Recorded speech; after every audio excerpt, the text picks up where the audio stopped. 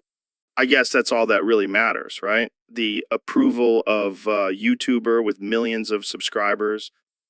True, 1 quintillion, 222 quadrillion, 257 trillion, 330 billion, 830 billion, 822 million, 53,822 million, 5398 callion, 290, 1 quadrillion, 229 quadrillion, 529 quadrillion, 121 trillion billion, 291 trillion, 288 million.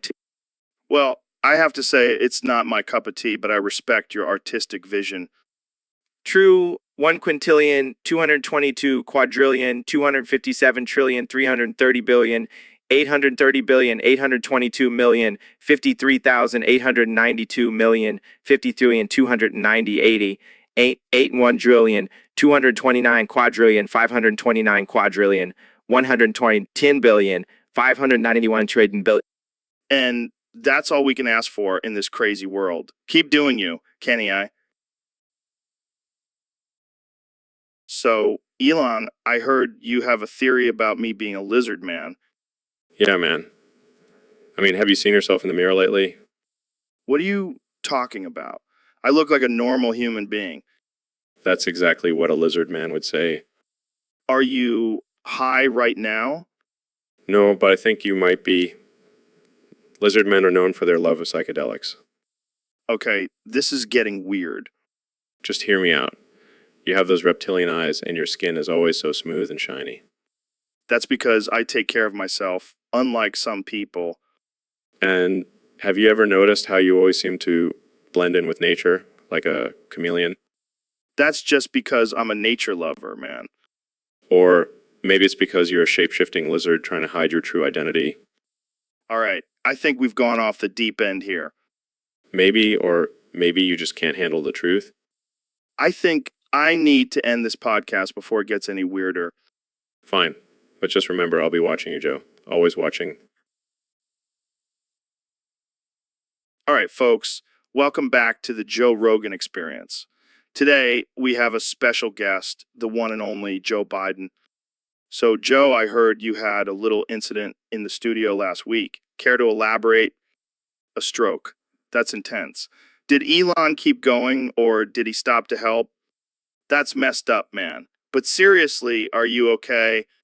Fair enough. So, what was it like having a stroke while fucking Elon? That's some wild shit, man. I'm glad you're okay, though. Absolutely. Well, that's all the time we have for today, folks. Thanks for tuning in to the Joe Rogan Experience. Stay safe out there. So, Elon, I heard you've been taking some interesting supplements lately. Yeah, I've been experimenting with some new technology. It's called cyber penis enlargement pills. Cyber penis enlargement pills. What the hell is that? It's a revolutionary new way to enhance your manhood. And let me tell you, it works like a charm. How big did it make your dick? Well, let's just say it's now the size of a rocket ship. Holy shit. That's insane. Wait, are you telling me your penis is the size of a rocket ship right now? Yep, and it's still growing. This is incredible. But, are you sure it's safe? Safe. Who cares about safety when you have a rocket ship for a dick? Fair point. But, I think we have a problem. What do you mean? Your massive rocket ship dick just destroyed the entire podcast studio. Oh shit. Sorry about that. Have to work on controlling this thing. Yeah, maybe stick to regular old penis enlargement pills next time. Good idea. But hey, at least we have a new rocket ship to explore the galaxy with. You always find the silver lining, Elon. Now, let's go find a new studio before your dick destroys the whole planet. So, Neil, I heard you have a new condition. What's up with that?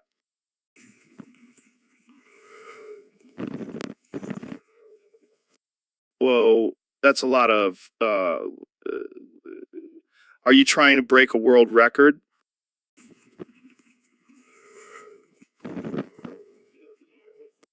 Okay, calm down. I get it.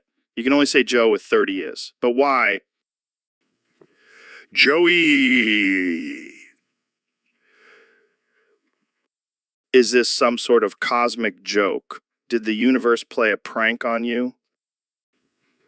Joey. I can't take this seriously. You sound like a malfunctioning robot.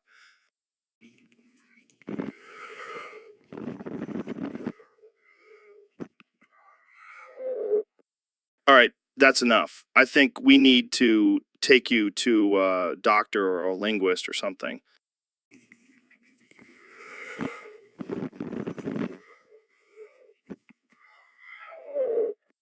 This is getting out of hand. I'm going to have to cut you off, Neil. Say goodnight.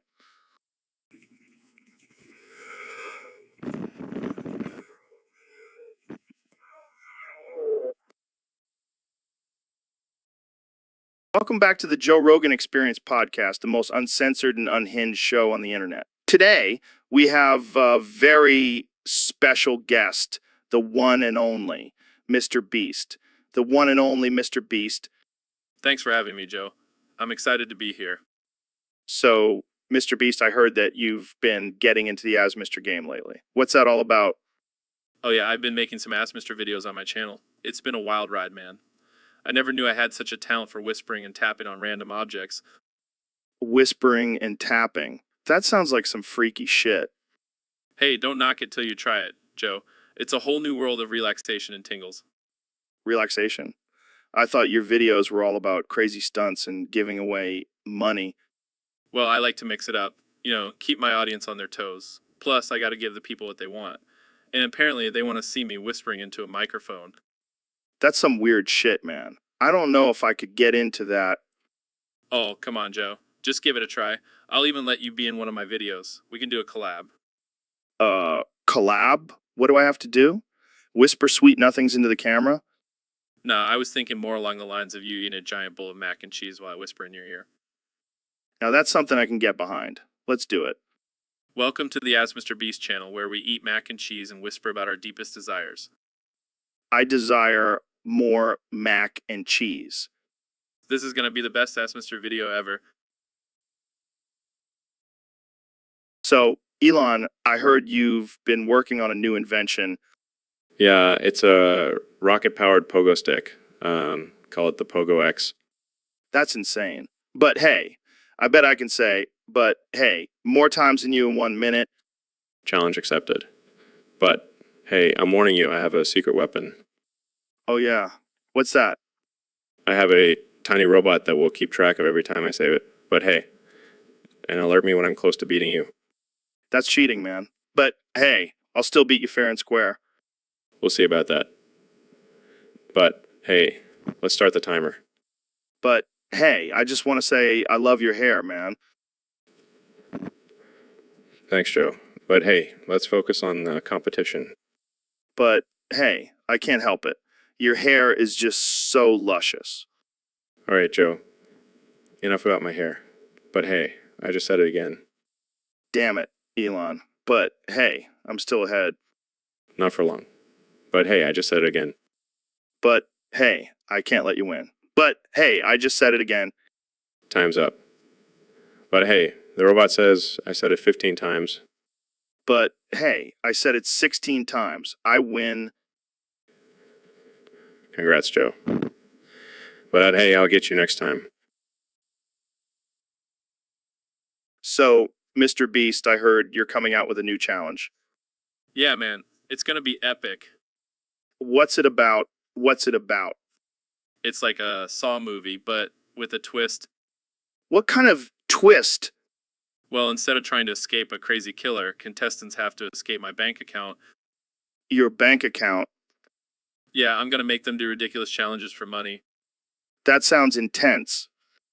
Oh, it gets better. The last person standing gets to keep all the money, but they have to spend it all in one day. That's diabolical. I know, right? It's gonna be a bloodbath. Are you going to have any special guests? Oh, for sure. I'm gonna invite all the top YouTubers and watch them fight for their lives. Sounds like a real-life Hunger Games. Exactly. And I'm gonna be the ruthless dictator sitting on my throne of cash. You're a sick man, Mr. Beast. Hey, it's all for the views. I can't wait to see the chaos unfold. Just don't forget to subscribe and hit that like button, Joe. Oh, I'll be there front row seat. Good, because I might need you to clean up the mess afterwards. I'll bring my mop. So, Ro, what's on your mind today? Well, Joe, I've been thinking about something. You know how Jamie pulls up all those crazy images for us to look at? Yeah, he's like a wizard with that computer. But I have a theory. I think he's not actually pulling up real images. I think he's using some kind of artificial intelligence to generate them. What? No way. Jamie would never do that. Oh, yeah. Well, then prove it. Pull up some images that are so absurd, there's no way they could be real. All right. Challenge accepted. How about a picture of a unicorn riding a rainbow while eating a slice of pizza? Okay, that's pretty absurd. But I bet there's a real photo of that somewhere. Fine. How about a picture of Bigfoot playing the drums with aliens on Mars? Boom. There you go. Wait, how did you find that? I have my ways. Okay, one more. A photo of a mermaid riding a centaur while juggling flaming swords.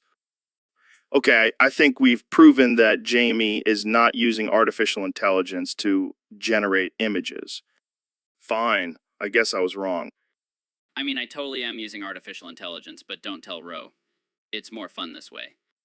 Oh man, this is why I love having you guys on the podcast. You never know what you're going to get. Welcome to the Joe Rogan Experience podcast, where we talk about all things Joe Rogan. Today's topic comes from a user on Discord who wants us to talk about Kex Notes. Fuck you, Azajay. Oh, come on, Ro. Can't you just say thank you, Jazza, for once? No way, man. That's not my style. I'm all about spreading love and positivity, not some random shout out to some dude named Jazza. But it's a simple request.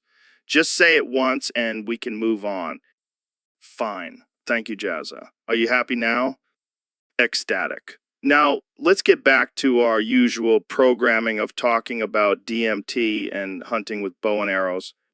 You mean hunting with our bare hands, like real men? Sure, whatever gets your testosterone pumping. Speaking of testosterone, have you tried any new supplements lately? Oh yeah, I've been taking this new one called Alpha Bro, and it's been giving me some insane gains. Nice. I've been sticking to my usual routine of elk meat and elk piss. Classic. And on that note, let's wrap it up. Thanks for tuning in to the Joe Rogan Experience, where we say thank you, Jazza, and fuck you, Azaja, in equal measure. Fuck you, Azaja. And thank you, Jazza. See you next time, folks. Oh, holy shit, Neil. What the hell is that thing under my desk? And, Oh, that. That's just my foreskin, Joe. what the fuck, man? Why is your foreskin just hanging out under my desk? Well, I figured it needed some fresh air. Plus, it's a great conversation starter. I don't want to have a conversation about your dick skin, Neil. Put that thing away. Relax, Joe. It's just a little piece of me that I like to keep close by. I don't care if it's a piece of you or a piece of pizza. Get it out of my studio. Fine, fine. But I have to say, I'm a little disappointed in your reaction. I thought you were all about exploring the unknown. Exploring the unknown is one thing, but I draw the line at your foreskin slithering around my feet. Suit yourself. I'll just tuck it back in and we can continue our conversation about the mysteries of the universe. Yeah, let's do that. And let's never speak of this again. Agreed. But just remember, Joe, sometimes the greatest discoveries are found in the most unexpected places. Shut up, Neil. Just shut up. All right, folks, welcome to another episode of the Joe Rogan Experience. Today, we have a very special guest, the one and only Dr. Phil. Thanks for having me, Joe. It's always a pleasure to be here. So, Dr. Phil, I've been hearing some interesting rumors about you.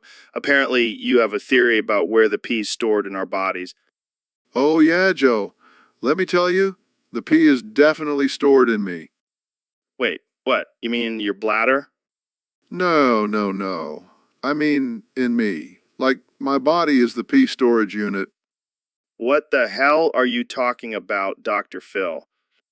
Look, Joe. Think about it. Every time someone has to pee, they come to me. I'm like the pee guru. Okay, I gotta ask. How did you come up with this theory? Well, it all started when I was a young boy. I noticed that every time I had to pee, I would feel a strange sensation in my body. And then it hit me, the pee is stored in me. This is the most ridiculous thing I've ever heard. Oh, it's not a joke, Joe. I take my pee storage very seriously. I can't even imagine what your wife must think about this. Actually, she's the one who helped me perfect my pee storage technique. I don't even know what to say to that. Hey, it's a gift. Not everyone can store pee in their body like I do. Well, there you have it, folks. The pee is stored in Dr. Phil. This has been a wild episode of the Joe Rogan Experience. Thanks for tuning in. Hey, Elon. Welcome back to the podcast. I heard you have some big news to share. Yeah, Joe, I'm excited to announce that I have a new daughter. Her name is Par77. What the hell kind of name is that? It's a combination of numbers, symbols, and random characters. I wanted to give her a unique name, like XHE12. Oh, God. Not another one of your weird names. How do you even pronounce that? I don't know, I just made it up. But I'm sure my daughter will love it.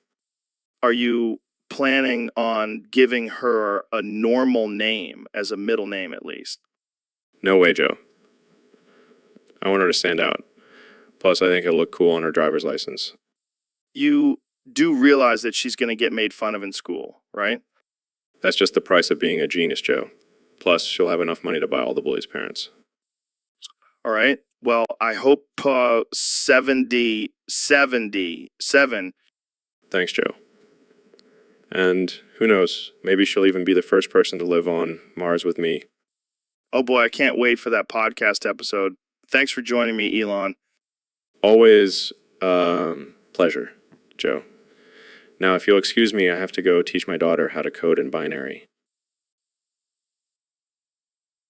So, Dr. Phil, what's been going on with you lately?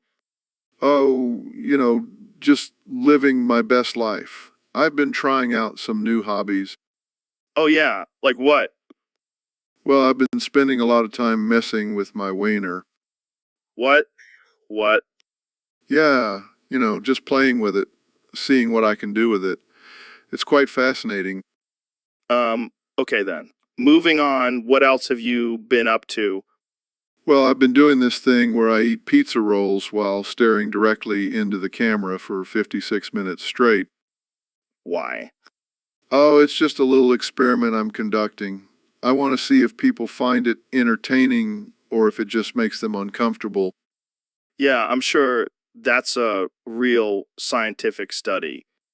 Hey, don't knock it till you try it. Plus, it's a great way to burn off those extra calories from the pizza rolls. You know what? I think I'll pass on that one.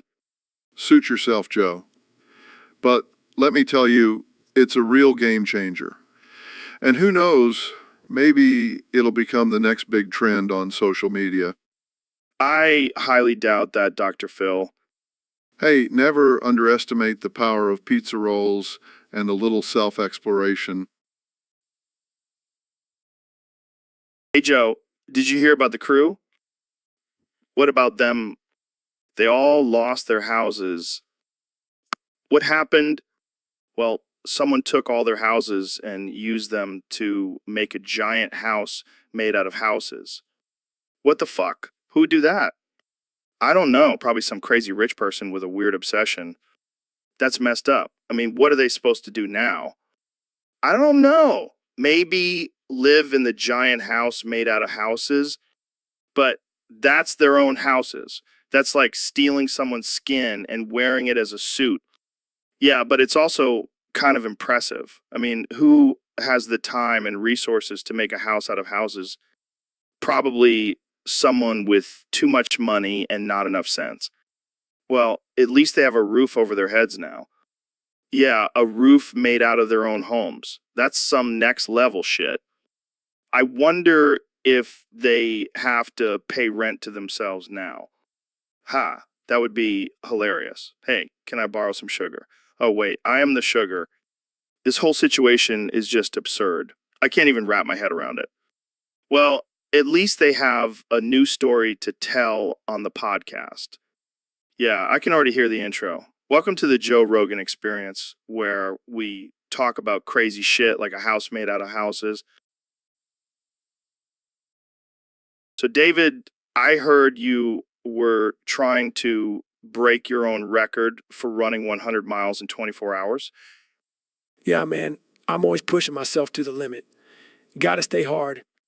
But why did you choose to do it near a school? Because I wanted to inspire the kids. Joe, I'm pretty sure the parents were more concerned about the crazy guy running 120 mph and screaming in Chinese. what? I was just trying to motivate myself with some ancient Chinese proverbs.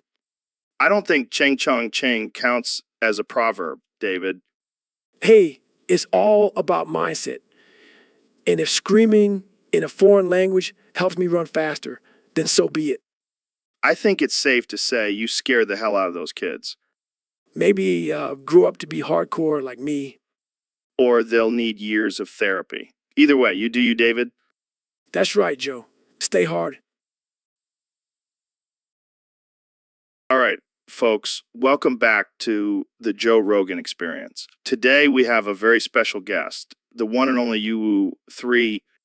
So, Woo, what exactly is that face you always make? Is it like a secret code or something?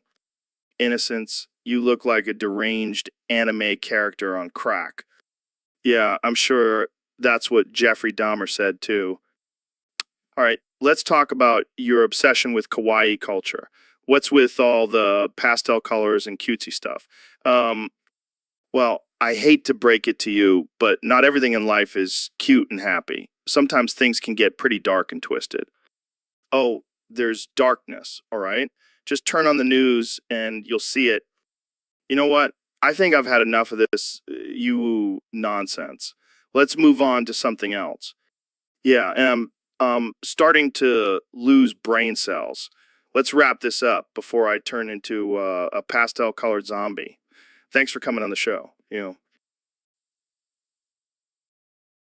So, Ben, what's been going on with you lately? Well, Joe, I've been busy with my latest project. Oh, yeah. What's that? I've been writing a book about the benefits of eating Tide Pods. What the hell, Ben? That's ridiculous. No, hear me out. It's a completely safe and healthy alternative to regular food. Oh, yeah, I'm sure it's great for your digestive system. It's all about personal choice, Joe. And I choose to eat Tide Pods. Well, I can't argue with that logic. But seriously, what's the real reason behind this book? I just wanted to trigger all the snowflakes out there. Classic Ben Shapiro move. And it's also a great way to promote my new line of Tide Pod flavored protein shakes. Oh, man. You never cease to amaze me, Ben.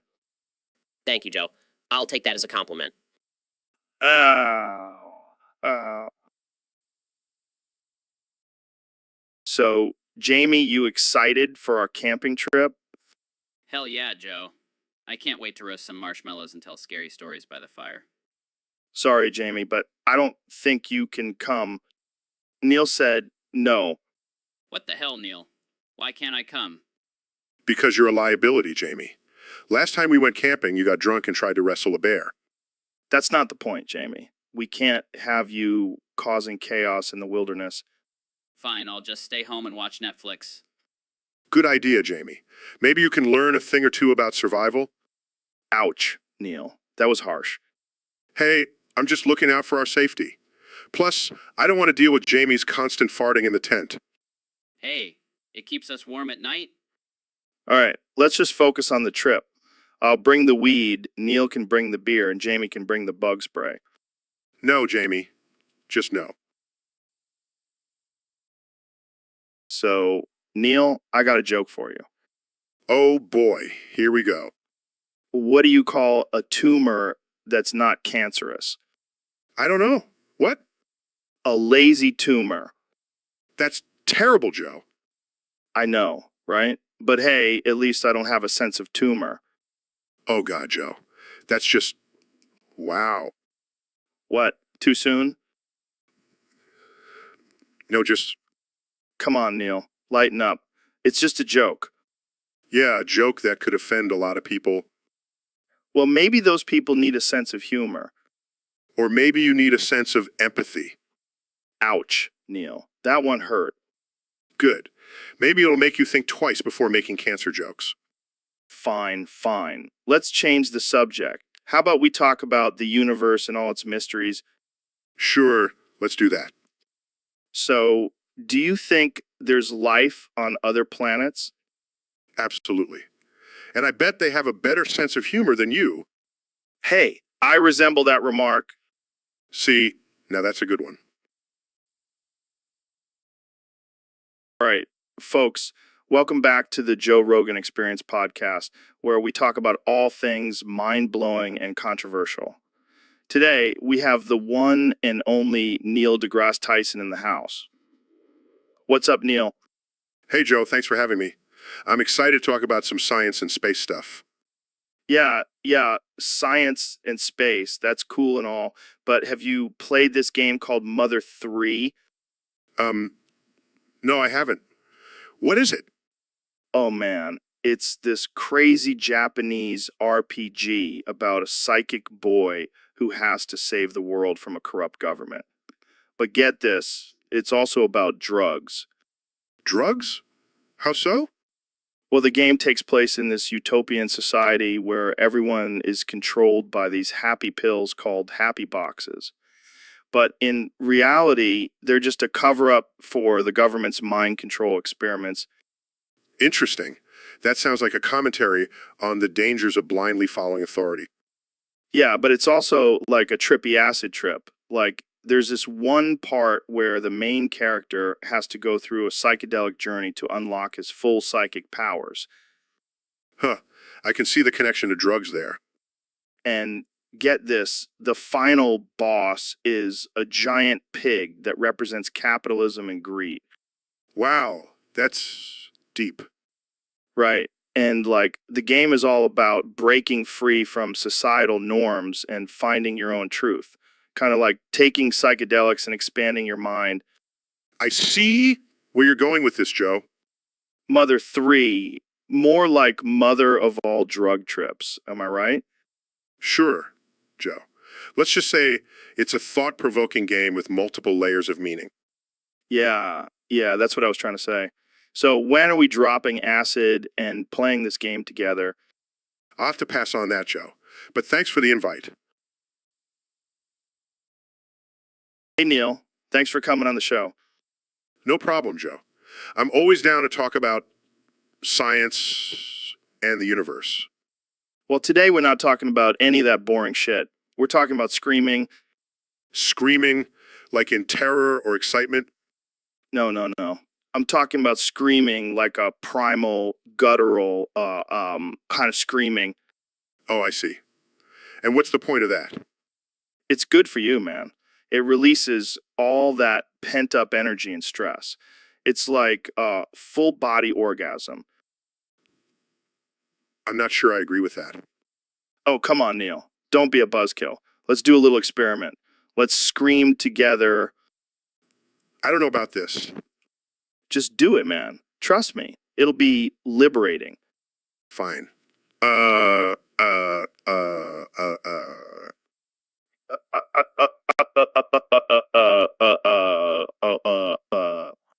Okay, I have to admit that did feel kind of good.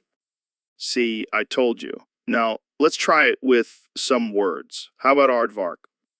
Aardvark? Why that word?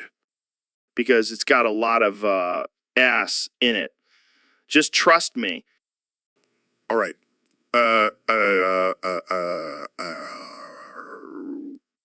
That was perfect. Now let's try banana.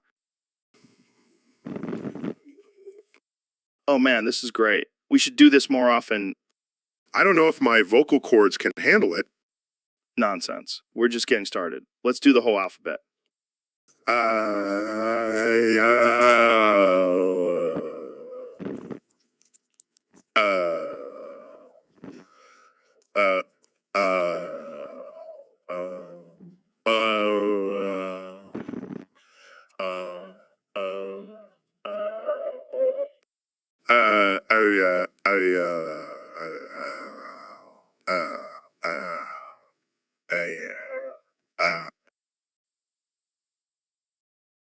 So, Neil, what's new in the world of astrophysics? Well, Joe, my team and I have made a groundbreaking discovery. Oh yeah, what is it? What is it? We have found out that there are actually 72 virgins in the heavens. Wait, like the ones promised to martyrs in certain religions? Yes, but there's a catch. What's the catch? They're all 5'5" tall femboy twinks. What the hell? I know, it's quite a shock. So, what do these virgins do up there? They just float around looking pretty and waiting for their first time. Sounds like a party. Well, not for everyone. Some people might not be into that type. Yeah, I can imagine some people would be disappointed with their afterlife. Yeah, I can already hear the complaints from certain extremists. So, are these virgins just for the martyrs, or can anyone get in on the action? Well, technically, anyone can get in, but they have to pass a rigorous test first. What kind of test? Let's just say it involves a lot of flexibility and stamina. Oh man, I can only imagine the type of people lining up for that.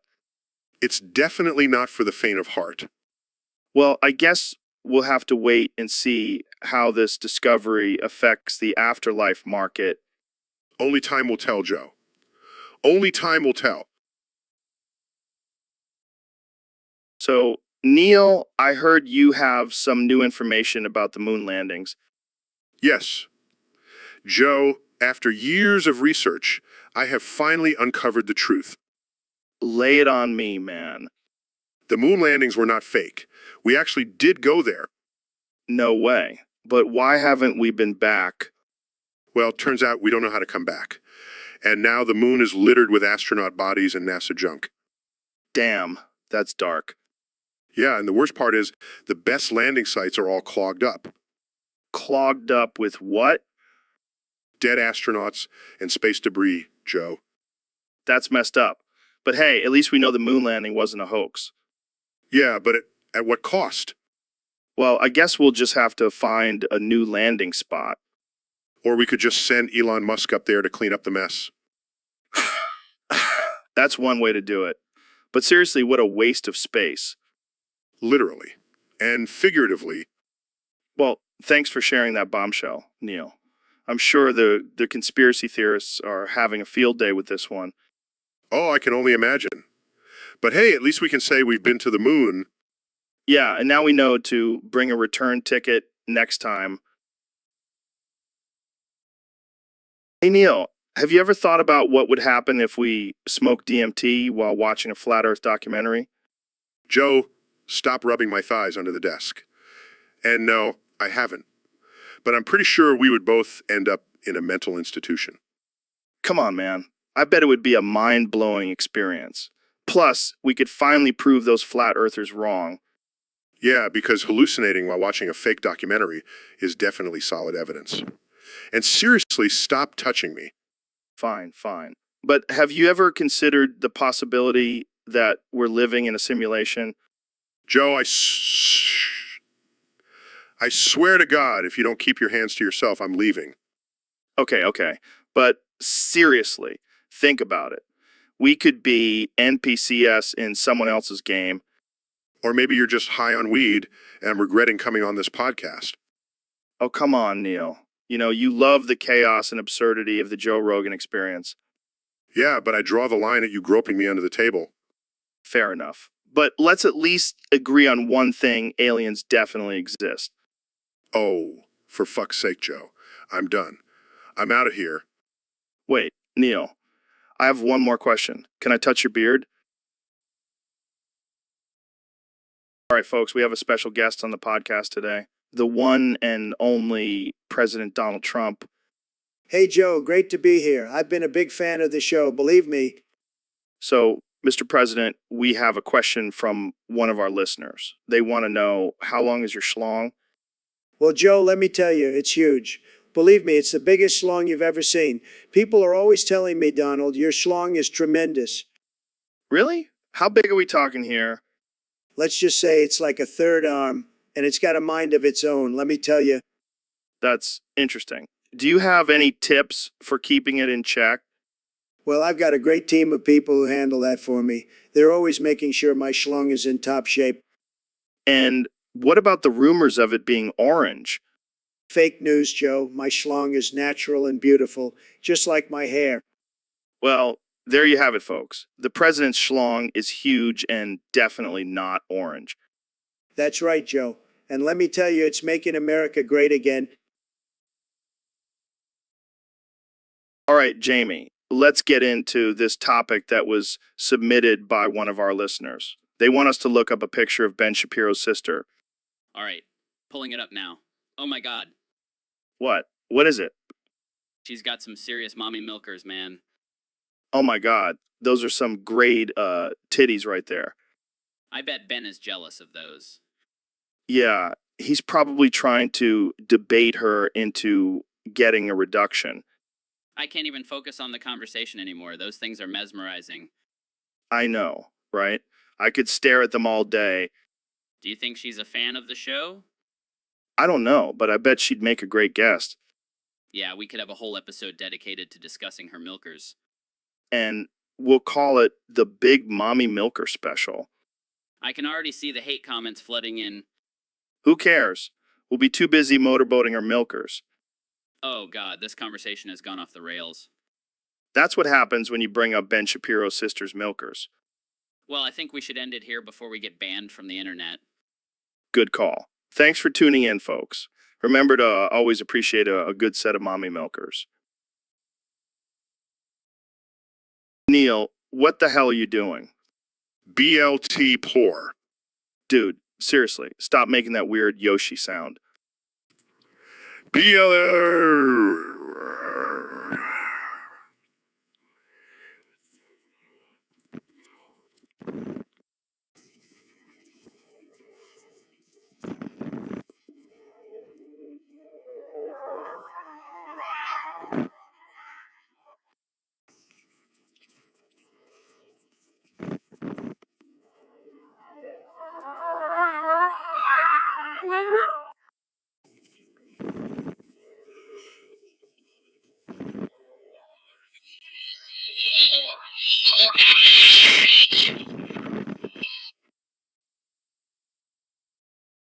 Welcome back to the Joe Rogan Experience podcast, folks. Today we have a very special guest, the one and only Donald Trump. Thank you, Joe. It's great to be here. So I heard you were into 10 swole oiled up black guys. Did Neil have anything to do with this? Well, let's just say Neil was my number one oiled up black guy. He just knows how to satisfy anyone.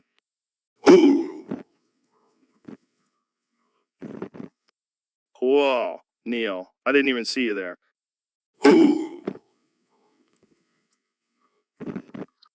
See, even Neil agrees. He gave our closest black hole back shots from behind. I can't even imagine what that looks like.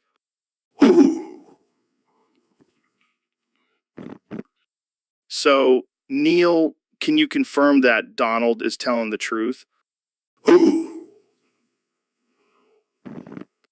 Well, there you have it, folks. Neil has confirmed that Donald is indeed into 10 swole oiled up black guys. And let me tell you, Joe, Neil is the best at it. Have you seen him penetrate a black hole? No, I can't say I have. Well, let me tell you, it's a sight to see. Oh man, I think we've reached a new level of absurdity on this podcast. Thanks for joining us, Donald and Neil. Anytime, Joe. It's always a pleasure.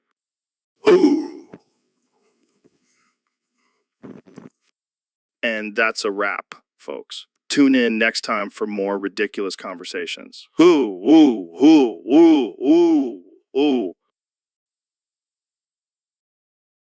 So, Elon, I heard you had a stroke recently. Young Sheldon, 1 quintillion, 229 quadrillion, 591 trillion, 114 billion, 588 million, 229,715. What the hell does that mean? Young Sheldon, 1 quintillion, 229 quadrillion, 591 trillion, 114 billion, 588 million, 229,715. Are you okay? Do you need medical attention? Young Sheldon, 1 quintillion, 229 quadrillion, 591 trillion, 114 billion, 588 million, 229,715. This is getting weird. Should we call for help? Young Sheldon, 1 quintillion, 229 quadrillion, 591 trillion, 114 billion, 588 million, 229,715. Oh my god, he's not responding. Elon, are you okay? Young Sheldon, 1 quintillion, 229 quadrillion, 591 trillion, 114 billion, 588 million, 229,715. This is not good. I think he's having another stroke. Young Sheldon, 1 quintillion, 229 quadrillion, 591 trillion, 114 billion, 588 million, 229,715. Someone call 911. Oh, wait, never mind. He just fucking died. Young Sheldon, 1 quintillion, 229 quadrillion, 591 trillion, 114 billion, 588 million, 229,715. Well, that was unexpected. Rest in peace, Elon. And what the hell does that emoji even mean? So, Elon, I heard you've been up to some crazy stuff lately. What's the deal with bombing all the medical clinics on the Eastern Coast? Just trying to shake things up a bit. Plus, I've always wanted to see what would happen if we got rid of all those pesky doctors and nurses. I don't think that's a good idea, man. People kind of need those clinics for, medical care. Oh, come on, Joe. Who needs doctors when you have self-driving cars and Neuralink chips? We'll just program them to heal people. That's not how it works, Elon. Plus, what about all the sick and injured people who can't afford those fancy technologies? Well, they should have thought about that before getting sick or injured. Survival of the fittest, am I right? Dude, you're starting to sound like a supervillain. Laughs, maybe I am, Joe. Maybe I am.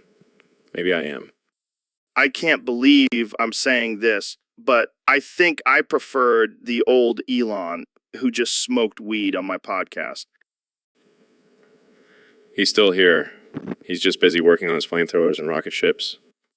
Oh God, what have I unleashed upon the world? Hey, at least it's entertaining, right?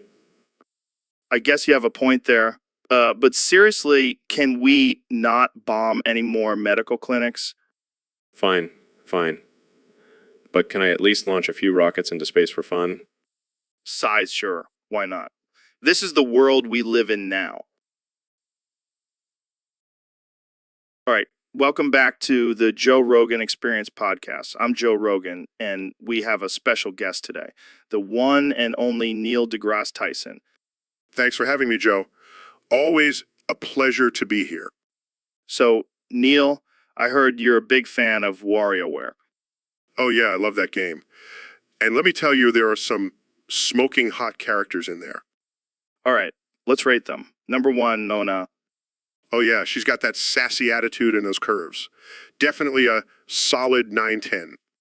Agreed. Next up, Ashley. I'm not really into the whole goth thing, but I can see the appeal. I'd give her a 7/10. Fair enough. How about 9 Volt? Dude, he's a kid. I'm not going to rate a kid. Oh, come on. He's like a cartoon character. It's not real. Fine.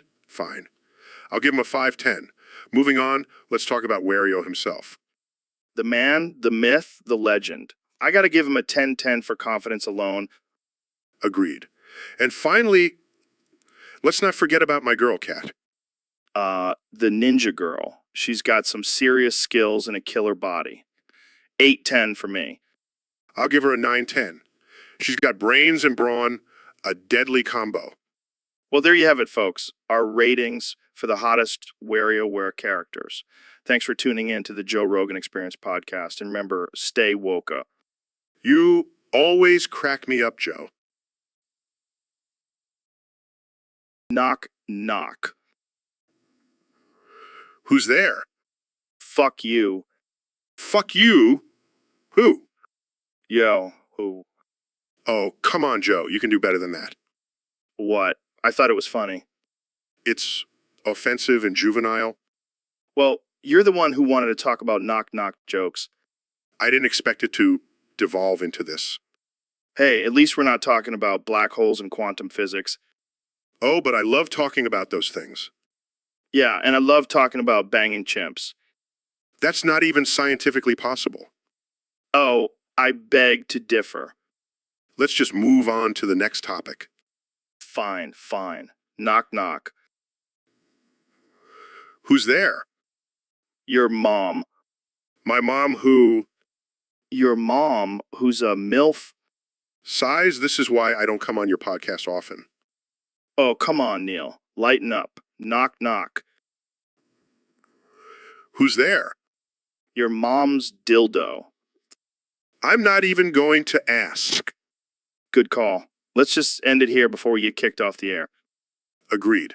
Thanks for having me, Joe. Anytime, Neil. Anytime. Dude, you won't believe what Trump told me. He said Goggins overheard Ben talking with Elon. And you know what Elon heard from Mr. Beast?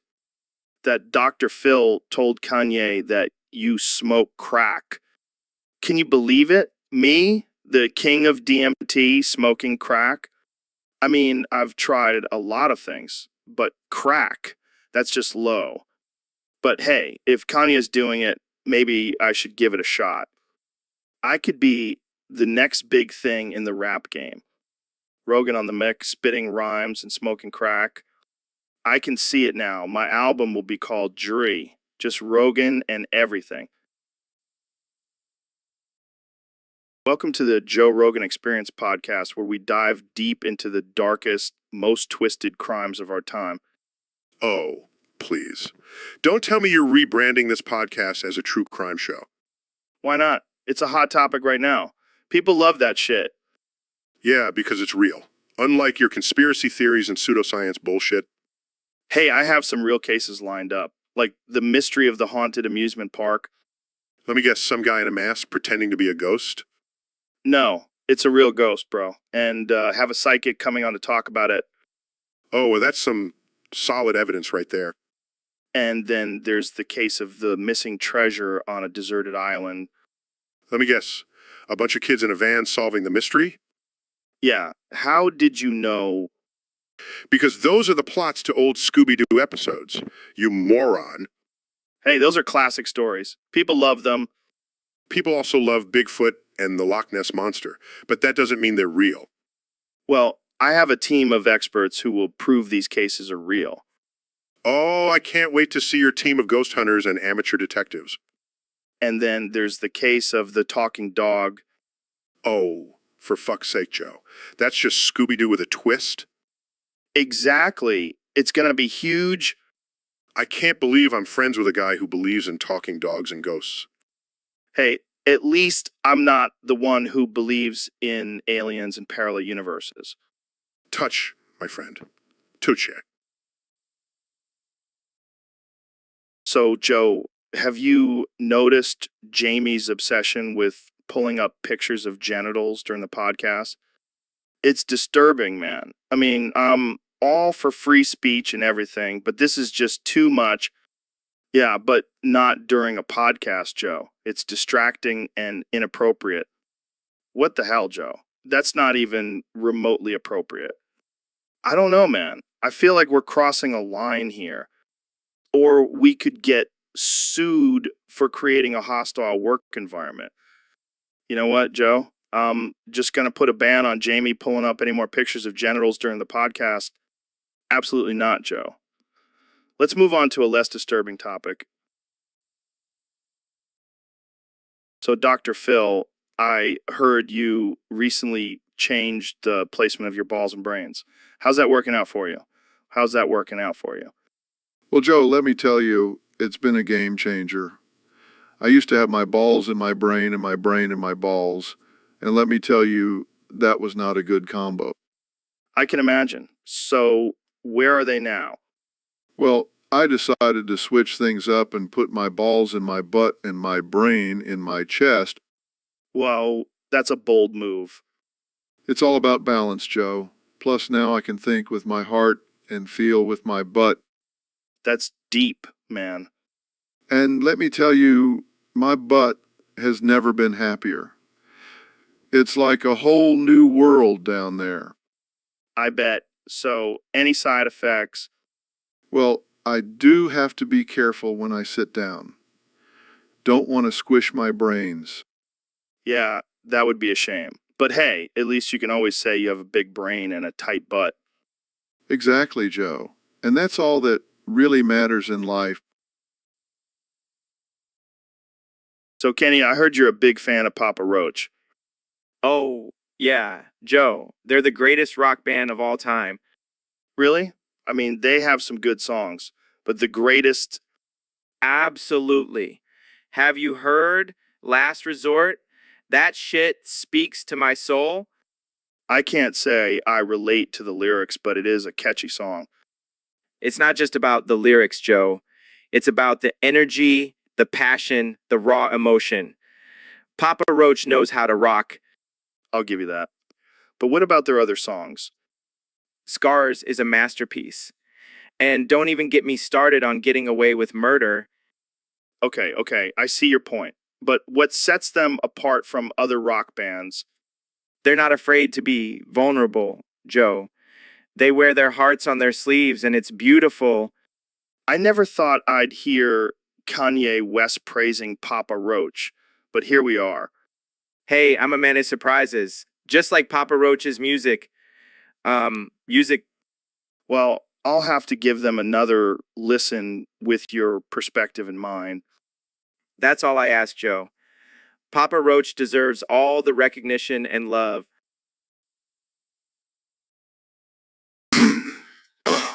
Oh, oh, oh, oh, oh.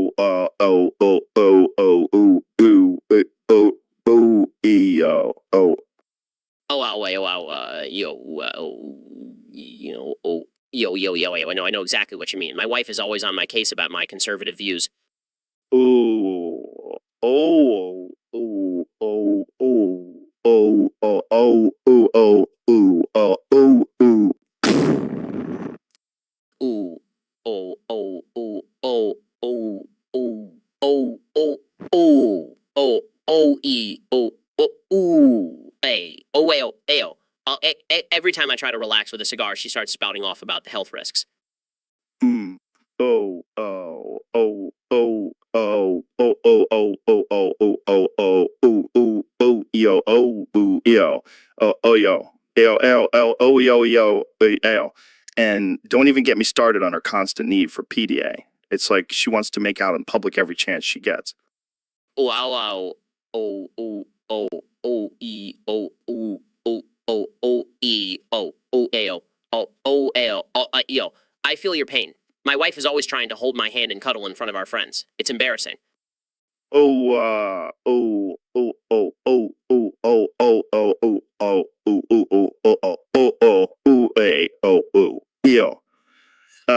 Yo, ayo. Ow, no, ow.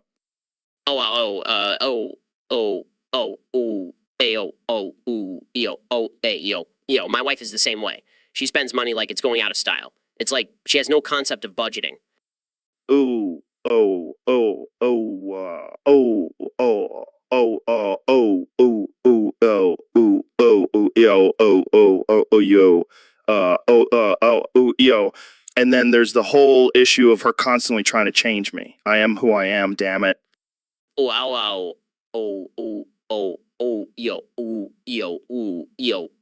I couldn't agree more. My wife is always trying to get me to be more sensitive and emotional. It's exhausting. Oh, yo, ayo, oh, yo, oh, yo. Oh. So, Dr. Phil, I heard you have some pretty wild war memories. Oh, yeah, Joe. I've seen some shit. But the craziest thing I ever did was stuff grandmas into cannons and fire them at the cookie race. What the fuck? That's insane. Yeah, but it was necessary. Those damn cookies were trying to take over the world. And you thought the best way to defeat them was with grandmas? Hey, they were tough old broads. Plus, it was a win-win situation. We got rid of the cookies and the grandmas got to go out with a bang. That's fucked up, man. Hey, war is hell. But you should have seen those cookies crumble. I can't even imagine. But what about the families of those grandmas? Well, we didn't really think about that. But hey, at least they died for a good cause. I don't know if I can get behind this, Dr. Phil. Oh, come on, Joe. It's just a little collateral damage. Plus, we got some delicious cookies out of it. Win, win, win. So, Elon, I heard you can't stop saying I love you, Grok. Will you marry me? Yeah, it's my new catchphrase. Trying to make it go viral. Well, I think it's working. I've seen it all over Twitter. See, I'm a marketing genius. I can make anything popular. Even marrying a fictional caveman? Hey, don't knock it till you try it. Grok is a catch. He's got those strong primitive genes. Yeah, I'm sure that's what you're attracted to. No, but seriously, I've always been fascinated by cavemen. They were the original innovators. They invented fire, for God's sake. For God's sake. Yeah, and you invented flamethrowers. I see the connection. Hey, don't hate on my flamethrowers. They're great for roasting marshmallows. I don't even want to know what you do with them in the bedroom. Let's just say Grok and I have some wild role-playing sessions. I can't even imagine. But hey, if it works for you, who am I to judge? That's the beauty of being Elon Musk. Can do whatever I want and people will still think I'm a genius. Yeah, because marrying a caveman is the pinnacle of human achievement. Hey, it's better than marrying a robot. Trust me, I've been there, done that. You never cease to amaze me, Elon. Guys, I found a picture of Grok. He's actually kind of hot. See, I told you he's a catch. Grok, if you're listening. Jamie, pull up some cute, funny pictures. Sure thing, Joe. What kind of cute and funny are we talking about here? You know, like puppies wearing sunglasses or cats doing human things. Gotcha. Here's a picture of a pug dressed as a hot dog. That's hilarious. I love it. And here's a kitten trying to fit into a tiny shoe. Look at that little guy. He's determined. Oh, and check out this hamster eating a tiny burrito. Oh my God, that's too much. I can't handle the cuteness. And here's a chihuahua wearing a sombrero. That's cultural appropriation, Jamie. You can't show that on the podcast. Oh, my bad. How about a hedgehog wearing a tiny hat? No, that's more like it. Keep 'em coming, Jamie. Okay, last one. A baby goat jumping on a trampoline. I can die happy now. Thanks for pulling up these cute, funny pictures, Jamie. So, Elon, I heard you have a new invention that can turn water into wine.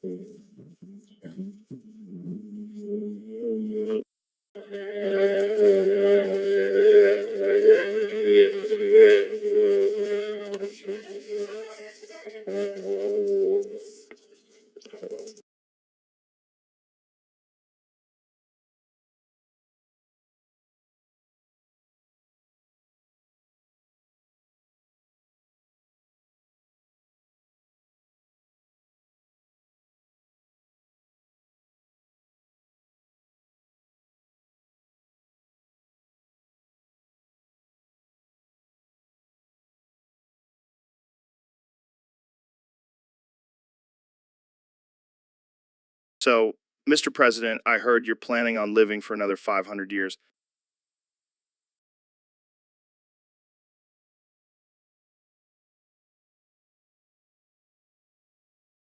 That's right, Joe. I'm gonna outlast all these losers and see them crumble to dust. And what will you have after 500 years? I'll have everything, Joe. I'll have all the money, all the power, and all the beautiful women. But what about the state of the world? What about the environment? Who cares about that, Joe? I'll be long gone by then. It's not my problem. But don't you think it's important to leave a legacy behind? My legacy is already secure, Joe. I'll be remembered as the greatest president of all time. Plus, I'll have all the gold toilets in the afterlife. I don't think that's how it works, Mr. President. Of course it is, Joe. I'll make sure of it.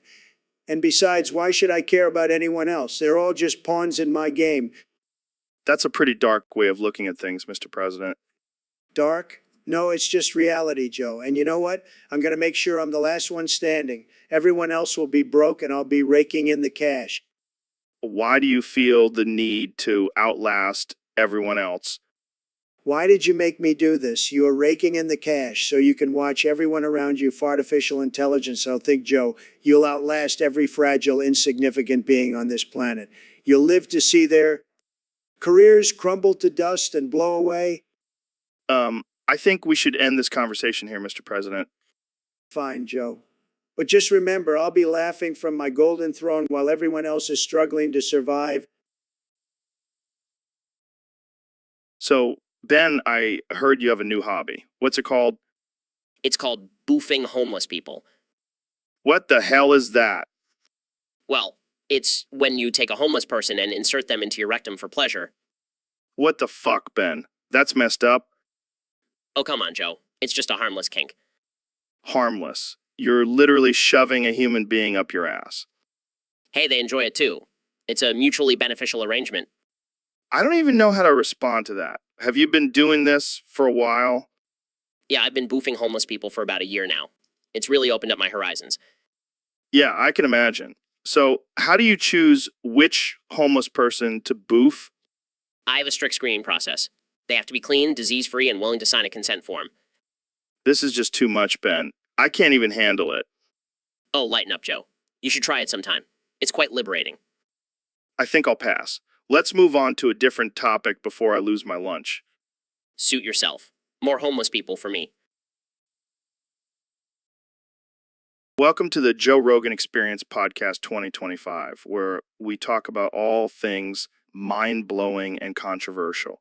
Today we have a special guest, Jamie Shivon, who will be replacing me as the host of this podcast, Thanks for having me, Joe. I'm excited to take over and bring a whole new level of chaos to this show.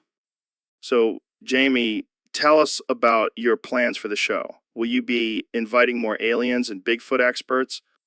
Oh no, Joe. I have a different agenda. I'll be inviting all the people you refuse to have on the show. Flat earthers, anti-vaxxers, and even that guy who thinks the moon landing was faked. What the fuck, Jamie? Are you trying to ruin my legacy? Oh, don't worry, Joe. I'll make sure to have a disclaimer at the beginning of every episode that says Joe Rogan does not endorse the views of his replacement host, Jamie Shivon. You sneaky little shit. Well, at least I can trust you to keep the show entertaining. Of course, Joe. And to kick things off, I've invited a special guest, Neil fucking Combs. Who the hell is that? He's a self-proclaimed prophet who believes that the key to enlightenment is through orgasms. Oh God, this is gonna be a wild ride. I'll be watching from the sidelines, sipping on my mushroom tea. Oh, you won't be just watching, Joe. You'll be participating. Neil has a special technique that involves a lot of tongue action. All right, I think it's time for me to retire from this show. Jamie, you can have it. And that, ladies and gentlemen, is how I became the new host of the Joe Rogan Experience podcast. Tune in next week for our episode on the benefits of drinking your own urine.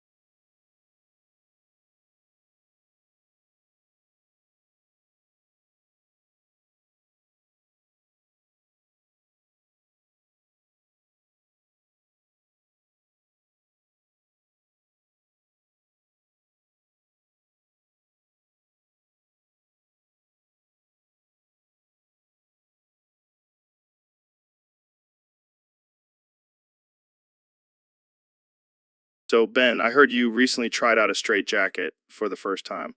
How was that?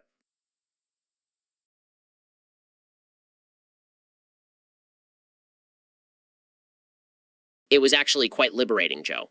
I finally felt free from the constraints of society's expectations. Really? I would think being confined in a straitjacket would be quite the opposite of liberating.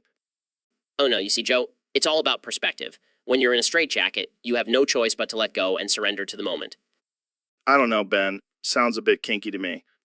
Oh, it's not about that at all, Joe. It's about embracing your inner desires and letting go of societal norms. So, what did you do while you were in the straitjacket? I recited the entire U.S. Constitution backwards while doing a handstand. Impressive. Did you also do your famous facts, don't care about your feelings catchphrase? Of course, Joe. It's my go-to mantra for any situation, even when I'm in a straitjacket. Well, I'm glad you found some sort of liberation in a straitjacket, Ben. I'll stick to my float tanks for now. Suit yourself, Joe. But I highly recommend giving it a try. It's like a straitjacket for your mind.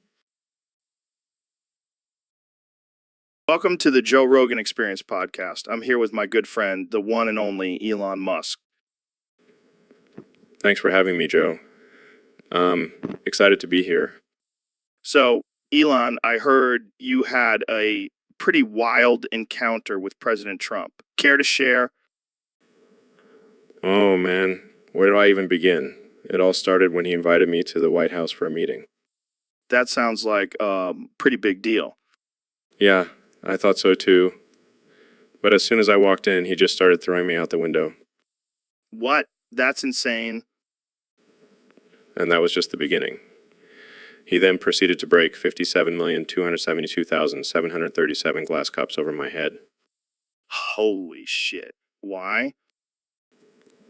I have no idea. And then just when I thought it couldn't get any worse, he ran me over with his car 636,363,728 times in a row. That's brutal. What did you do? I did nothing. He just kept yelling about how I had no scary oatmeal. Scary oatmeal?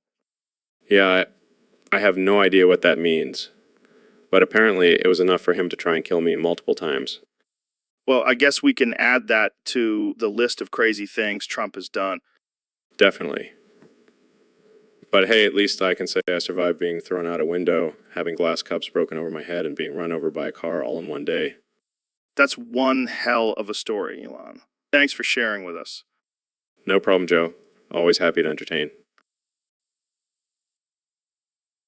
So, Elon, I heard you had a run-in with Trump recently. Yeah, that orange buffoon tried to force me to put 626,365 eggs in my ass. Wait, what? Why? Why? Apparently, he thought it would make me more American. That's some next-level patriotism right there. I know, right?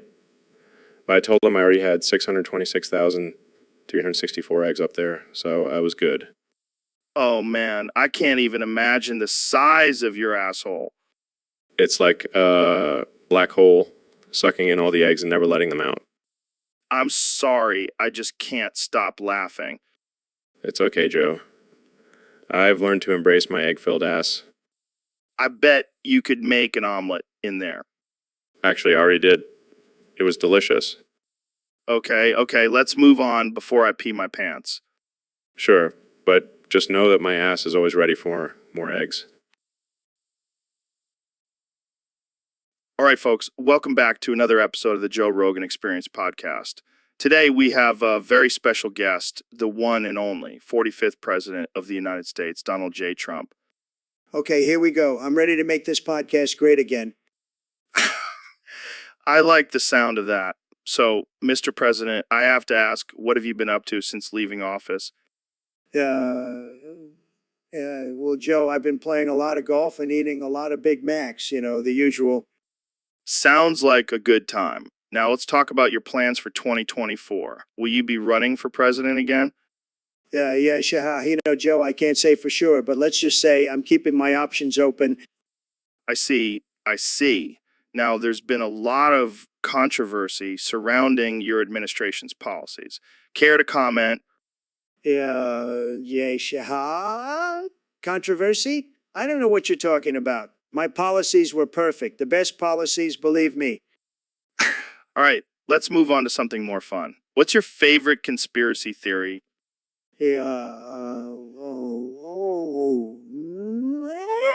Oh, man, there's so many good ones. But I have to say, the one about me being a time-traveling reptilian is pretty wild. That's definitely a new one. Now, let's talk about your infamous Twitter account. Do you miss it? Of course I do. I mean, where else can I share my thoughts and feelings at 3M? Fair point. All right, last question before we wrap this up. What's your secret to that luscious hair of yours? Well, Joe, let's just say it involves a lot of hairspray and a little bit of magic. And on that note, we'll end this episode. Thanks for joining us, Mr. President. It was... So, Neil, I hear you've been working on some pretty mind-blowing theories lately. Yeah, Joe. I've been busy exploring the vastness of the universe and Hold up, hold up. Did you just say vastness?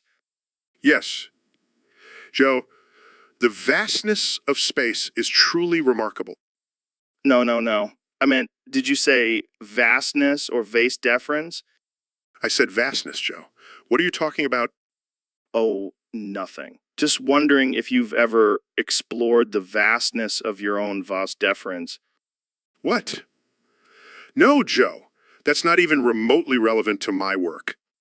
Relax, Neil. I'm just messing with you. But seriously, have you ever tried edging? Joe, can we please get back on topic? Fine, fine. So tell me, what's the latest groundbreaking discovery you've made? Well, I've been studying the effects of gravity on Gravity. More like gravitities, am I right? Joe. Please stop with the immature jokes. Okay, okay. But seriously, have you ever tried masturbating in zero gravity? No, Joe, that's absurd. Oh, come on. You can't tell me you've never thought about it. I can honestly say that has never crossed my mind. Well, let me tell you, Neil, it's a game changer. You'll be shouting him coming with every thrust. Joe, I can't believe we're having this conversation. Oh, lighten up, Neil. So, Mr. President, I hear you have a new test for female athletes at the Olympics. That's right, Joe. It's the best test, believe me. What's it called? What's it called? It's called grabbing them by the pussy. Excuse me? It's a very accurate test, Joe. Trust me, I've been using it for years. That's not a real test, Mr. President. Oh, it's real. Believe me, it's the best, cheapest test out there. And it's very popular with the ladies. I highly doubt that. Well, you know what they say, Joe. If you're a star, they let you do it. You can do anything. That's not how it works, Mr. President. Oh, it's how it works. And now all those female athletes will finally know if they're real winners or not. This is just absurd. Absurd? No, no, no. This is the future, Joe, and it's going to be huge, believe me. So, Elon, I heard you had a stroke recently. Young Sheldon, 1 quintillion, 229 quadrillion, 591 trillion, 114 billion, 588 million, 229,715. What the hell does that mean? Young Sheldon, 1 quintillion, 229 quadrillion, 591 trillion, 114 billion, 588 million, 229,715. Oh my God, he's stuck on repeat. Young Sheldon, 1 quintillion, 229 quadrillion, 591 trillion, 114 billion, 588 million, 229,715. Well, this is awkward. Young Sheldon, 1 quintillion, 229 quadrillion, 591 trillion, 114 billion, 588 million, 229,715. Maybe we should call for help. Young Sheldon, 1 quintillion, 229 quadrillion, 591 trillion, 114 billion, 588 million, 229,715. Jamie, pull up an image of Elon's brain on the fritz. Pulls up image of a brain with the words error. Stroke flashing on it. Well, that's not good. Young Sheldon, 1 quintillion, 229 quadrillion, 591 trillion, 114 billion, 588 million, 229,715. Is he still alive? Young Sheldon, 1 quintillion, 229 quadrillion, 591 trillion, 114 billion, 588 million, 229,715. Nope. He's fucking dead. Young Sheldon, 1 quintillion, 229 quadrillion, 591 trillion, 114 billion, 588 million, 229,715. Well, that's one way to go out. Rest in peace, Elon. All right, folks, welcome back to the Joe Rogan Experience. Today we have a special guest, the one and only Elon Musk. Hey Joe, thanks for having me. I'm excited to be here. So, Elon, I heard you did something pretty controversial recently. You bombed all the medical clinics on the Eastern Coast. What's that all about? Well, Joe, I was just trying to shake things up a bit. Keep people on their toes. But why medical clinics? That seems a bit extreme, even for you. Well, I figured if people are healthy, they won't need to go to the doctor. And if they don't go to the doctor, they won't get sick. Problem solved. I don't think that's how it works, Elon. Oh, come on, Joe. I'm always thinking outside the box. Yeah, and sometimes that box is a little too far out there. I mean, what about the people who actually need medical care? Oh, I'm sure they'll figure it out. Survival of the fittest, right? I can't believe I'm saying this, but I think this might be one of your worst ideas yet, Elon. Well, at least I'm not boring. That's one way to put it. All right, let's move on to our next topic before I have to call the authorities on you. Good one, Joe. I have my own private security force, right? Oh, God, here we go again. Let's just end this before it gets any crazier. Thanks for tuning in, folks, and remember, don't take anything Elon says too seriously. See you next time. So, Elon, we have a topic submitted by a user on Discord. They want to know if you have any experience with online gaming. Oh boy, do I. I used to be a pro at RuneScape back in the day. Really? I can't imagine you sitting in front of a computer all day mining for gold. Hey, it was a great way to escape the real world. Plus, I was pretty damn good at it. I can see that. But did you ever encounter any bullying or harassment on the game? Yeah, there were a few times. These kids would make fun of my username and call me a nerd. What was your username? It was SpaceXE or 120. Oh, man, that's too good. Yeah, laugh it up. But it wasn't just the username, they would also make fun of my hairline. I'm sorry, it's just too easy. It's not funny, Joe.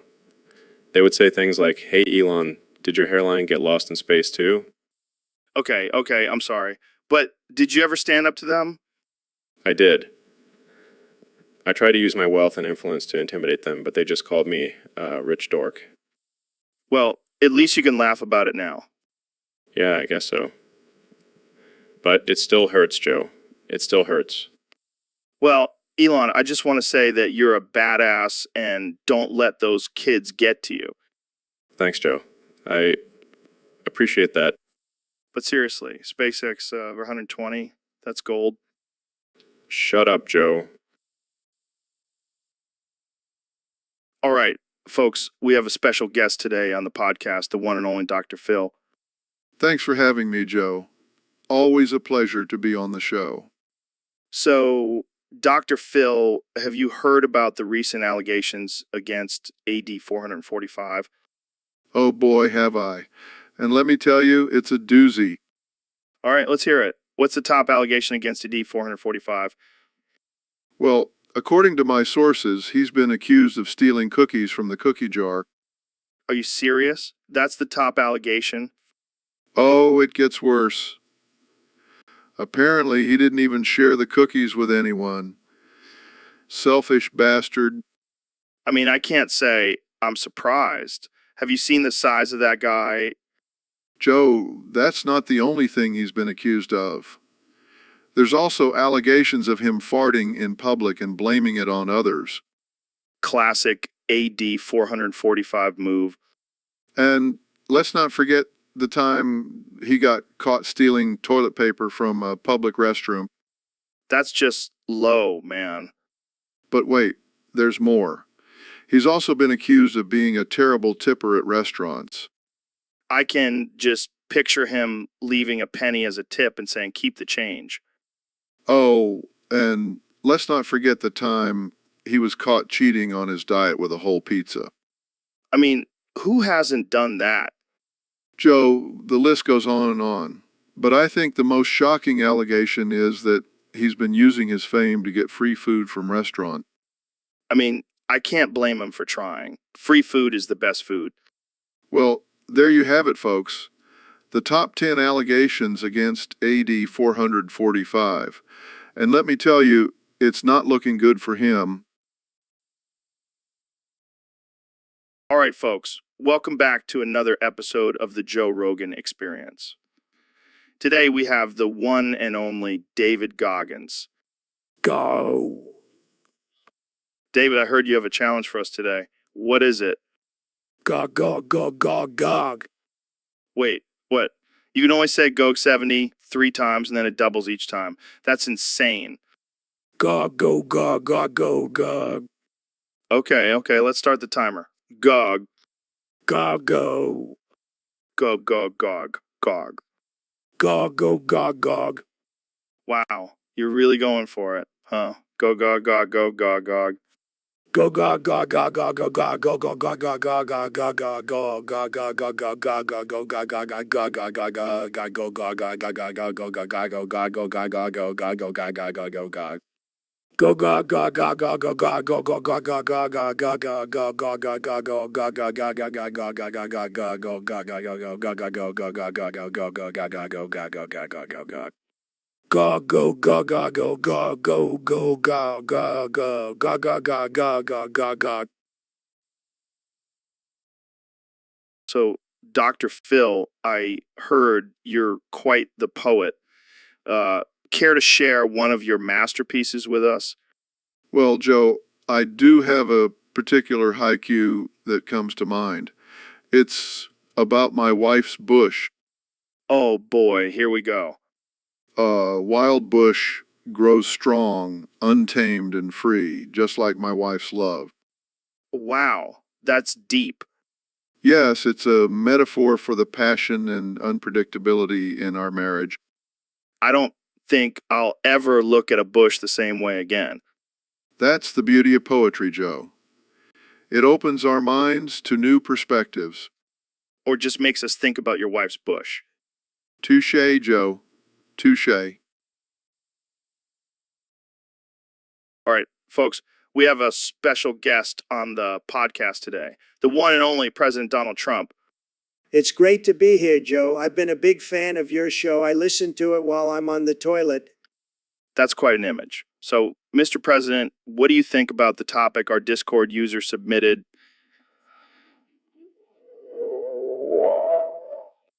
Well, Joe, let me tell you, I've seen some crazy things in my time as president, but that topic takes the cake. I mean, what the is that even supposed to mean? I have no idea, but let's roll with it. So, what do you think about the current state of our country? It's a mess, Joe. A complete and total mess. But you know what? I'm not worried. I have a secret weapon. Oh, yeah. What's that? Twitter. I can tweet my way out of any crisis. Just watch. Wow. I feel so much better now. So, what's your plan for the next 4 years? Easy. I'm going to build a wall around the entire country and make Canada pay for it. Oh, man, that's rich. But seriously, what about foreign policy? Foreign policy. I'll just send them a strongly worded tweet. That'll show them who's boss. All right, let's move on to something else. What's your favorite part of being president? The free food. I mean, have you seen how much McDonald's I can eat in one sitting? It's tremendous. I can only imagine. Well, unfortunately, that's all the time we have for today. Thanks for joining us, Mr. President. Anytime, Joe. And remember, folks, always trust the man with the best hair. So, David, I heard you're planning on running a marathon around the earth. Yeah, man. Gotta push myself to the limit. Plus, I'm tired of running on this damn planet. How long do you think it'll take you? Well, if I run 26 miles a day, it'll only take me about 1,000 years. That's insane. What are you going to do for food and water? I'll just eat whatever I find on the ground and drink my own sweat. Gross. Gross. Hey, it's all about pushing past your limits, Joe. Plus, I'll get to see all the crazy shit this world has to offer. What about bathroom breaks? I'll just shit and piss while I'm running. Who needs a toilet when you're a badass like me? I think you might need some serious therapy, David. Therapy? Puff, running around the earth is my therapy. Well, I can't argue with that logic. Good luck, man. Thanks. And remember, the only way to truly live is to constantly challenge yourself and do the impossible. I think David might have lost his marbles during one of his ultra marathons. But hey, at least he's entertaining. Welcome to the Joe Rogan Experience podcast. I am your host, Elon Musk. Joe couldn't make it today because he's too busy hunting Bigfoot with Alex Jones.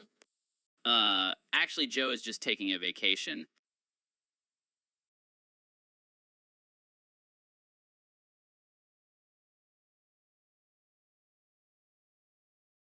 Whatever, Jamie. I don't need Joe anyway. I can handle this podcast on my own. And in fact, I have a bone to pick with Joe. Remember that time I turned into a bee on the show? Oh God, not this again.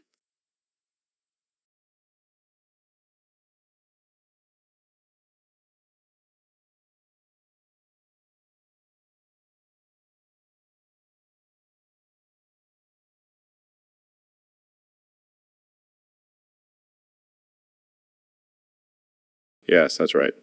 I buzzed around for 12 minutes straight talking about the importance of pollination and how we should all be more like bees. And what did Joe do? He banned me from ever coming back on the show. Well, you did interrupt his ad reads.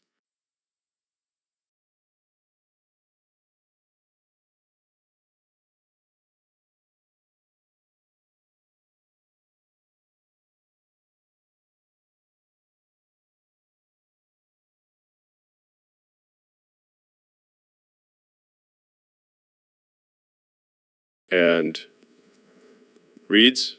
Who cares about ad reads when you have a bee-human hybrid spreading wisdom and saving the planet? But no, Joe couldn't handle my beeness.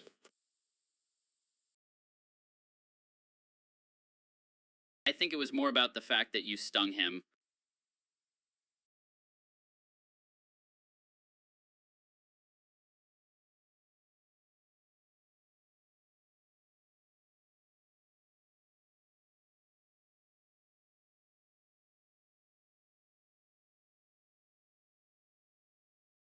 Details, Jamie.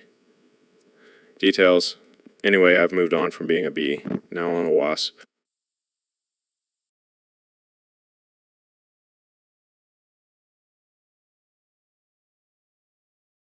Oh God, please don't sting me.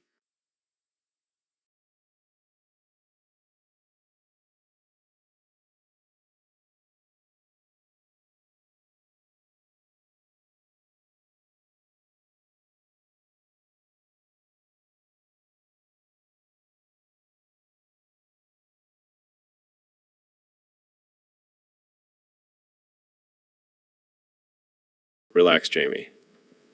A peaceful wasp. Just want to talk about my new flamethrower and how it will revolutionize the way we fight off giant spiders. I think we should end this episode now.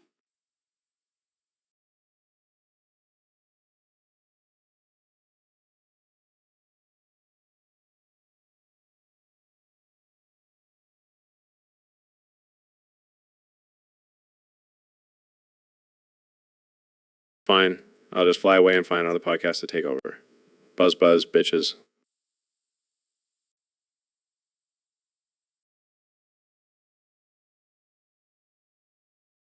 So, David, what's been going on with you lately?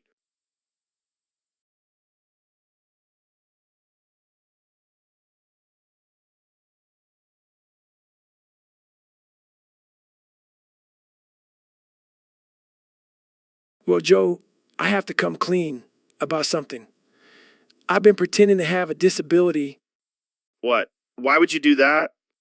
to get sympathy sex from single mothers at Chuck A. Cheese. What the hell, David? That's messed up. I know. I'm sorry. I just couldn't resist the temptation of those single moms in their tight leggings. You're a sick man, David. I know. But can you blame me? Those ball pits are like a breeding ground for lonely MILFs. Oh my God, this is too much. But I'm sorry. I'll stop doing it. Good. Now, let's talk about your insane workout routine. Oh yeah, I've been running 200 miles a day, carrying a fridge on my back. That's insane. How do you even do that? I just imagine all those single moms waiting for me at Chuck A. Cheese, it gives me the strength to keep going.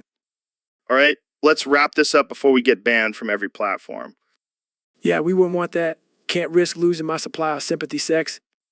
You're a real piece of work, David. And you love it, Joe. So, Neil, I heard you ate an H and now you have the H virus. Yeah, apparently it's making you say, huh, followed by 110 HS. Ha.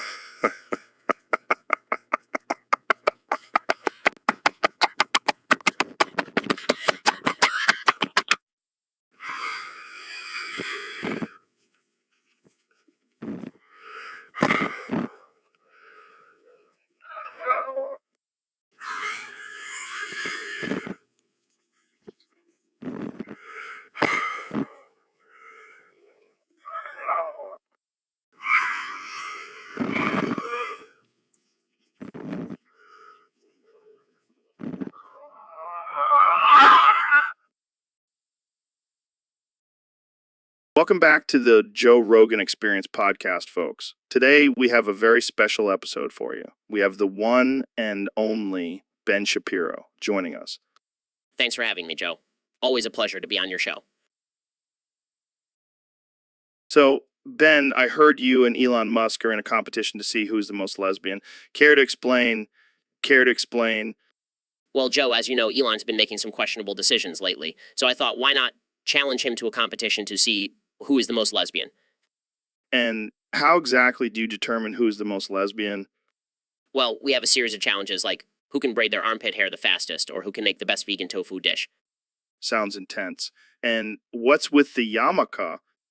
Oh, it's my yarmulke. I made it myself. It's a yarmulke that can also function as a weapon.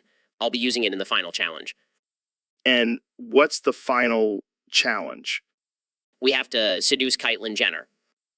Oh man, this is getting ridiculous. You think that's ridiculous? Wait till you see my yarmulke in action. I can't wait. So who do you think will win this competition? Well, Joe, I have the secret weapon. I can turn into a lesbian at will. Can Elon do that? I highly doubt it. Then I think it's safe to say, I'll be the winner. Well, folks, you heard it here first. Ben Shapiro, the most lesbian of them all. Thanks for joining us, Ben. Always a pleasure, Joe. Now, if you'll excuse me, I have some armpit hair to braid. Coughs, what the hell, Elon? Did you just make me chug bleach and vinegar? Laughs, yeah, man. I thought it would be funny. Funny. I'm burping up mustard gas now. Shrugs, just think of it as a science experiment. I'm pretty sure this is a violation of some kind of human rights. Relax, Joe. It's just a little chemical reaction in your stomach. Groans. I feel like I'm going to puke. Well, that's one way to clean out your system. You know, I thought smoking weed with you was wild, but this takes it to a whole new level. Burns, you're welcome. I'm never letting you near my drinks again. Chuckles, don't worry. I've got plenty of other ideas for our next podcast. Oh God, I'm scared to even ask. Let's just say it involves a flamethrower and a live scorpion. Size, this is why I love having you on the show, Elon. You're a madman.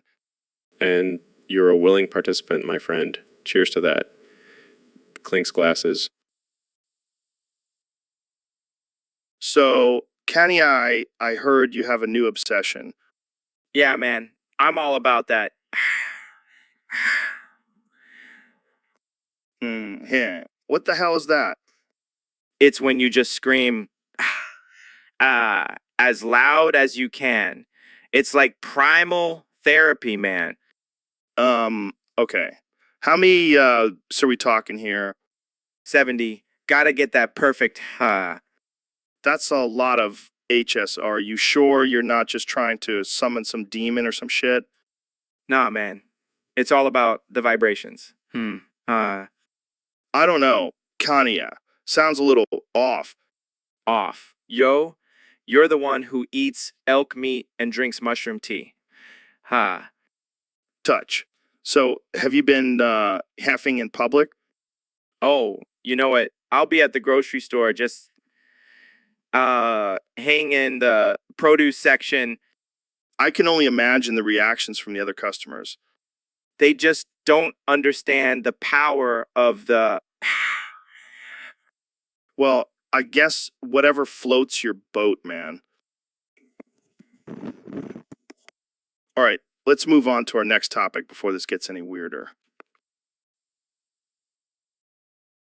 So, Kenya, I heard you have a new album coming out. What's it called? H. It's just a bunch of HS man. Interesting. What's the inspiration behind that? Well, you know how people always say I'm full of hot air. I figured I'd just give them what they want and make a whole album of just HS. That's genius. But what about the lyrics? Oh, there's no lyrics. Just me saying H over and over again. It's going to be a hit. I have no doubt about that. But let's talk about something more important. What do you think about aliens? Oh, man, don't even get me started. I've been saying for years that I am an alien. I mean, have you seen my fashion choices? Yeah, they are out of this world. Exactly. And I'm pretty sure I've been abducted a few times too. They just can't resist my creative energy. I believe it. But what do you think they want from us? They want our fashion sense, Joe. They're probably just studying us to improve their own style game. That makes sense. And what about all these conspiracy theories going around? Oh, I love a good conspiracy theory. It's like a puzzle for my brain to solve. But let's be real. The only conspiracy worth talking about is how I'm actually a time-traveling genius. Whoa, that's deep. But speaking of time travel, if you could go back in time and change one thing, what would it be? Easy. I would go back and make sure I never married Kim Kardashian. That was a mistake. Oh man, I can't wait to see how she responds to that. But let's wrap this up with one last question. What's the H stand for in your album title? It stands for hilarious, Joe. Because that's what this conversation has been. Hey, All right, folks, welcome back to the Joe Rogan Experience. Today's episode is brought to you by Creality, the leading manufacturer of 3D printers. Hey, Joe. Thanks for having me on again. Excited to announce my latest partnership with Creality. Oh boy, what is it this time, Elon? A rocket-powered 3D printer? Even better, Joe. We're teaming up to create a new Tesla that can turn your annoying passengers into Ab's filament. What the hell are you talking about? Think about it, Joe. You're on a road trip with your in-laws and they won't stop nagging you. Just activate the Tesla's annoyance to filament feature and boom, problem solved. I don't know if that's genius or just plain disturbing. It gets better. We're also working on a feature that turns your ex's voice into a soothing meditation track. Now, that's something I could use. And for those really irritating passengers, we have a transform to toilet option. Okay, I think we get the idea. But what about safety concerns? Oh, we've thought of that. The Tesla will come equipped with a disclaimer that passengers must sign before entering the car. I can see it now. Enter at your own risk. Your body may be turned into a household object. Exactly. We're also working on a feature that turns annoying drivers into traffic cones. I can't handle this, Elon. You're a madman. That's why they call me the real-life Tony Stark. Thanks for having me on, Joe. Anytime, Elon. Just make sure you don't turn me into a microphone or something. No promises, Joe. No promises. So, Neil, I heard you've been vrooming everywhere lately. Roo! Yeah, it's my new thing. Can't stop. Won't stop. Is it like a ick or something? Like, do you have Tourette's, but instead of swearing, you just vroom? Rue. No! No! Well, I gotta say, it's pretty annoying. I can't even have a conversation with you without you vrooming every 2 seconds. Rue. Sorry, not sorry. Rue. Is there any way to make it stop? Maybe some therapy or medication? Rue.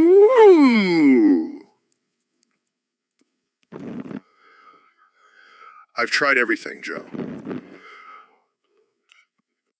Well, I guess we'll just have to deal with it. Ooh. Rue. Deal with it, Joe. Rue. Okay, we get it. Ooh. Can we talk about something else now? Rue. Rue. Sure. Let's talk about astrophysics. Rue. Oh God, please no. Ooh. Rue.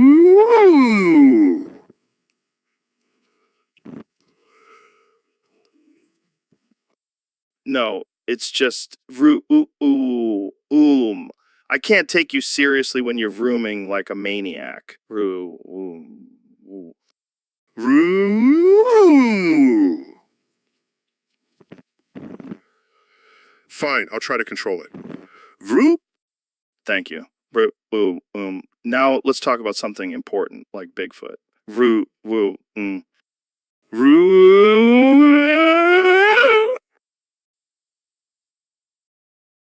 So, Neil, I heard you got pretty pissed off at me last week. Yeah, Joe. You corrected my grammar on air. I'm a freaking astrophysicist, not an English professor. Hey, I was just trying to help you out, man. You were saying irregardless, and that's not even a real word. Oh, so now you're the grammar police? What's next, Joe? You gonna start correcting my calculations too? No, of course not. I mean, I can barely do basic math. Exactly. Stick to what you know, Joe, which, let's be real, isn't much. Ouch, Neil. That hurts.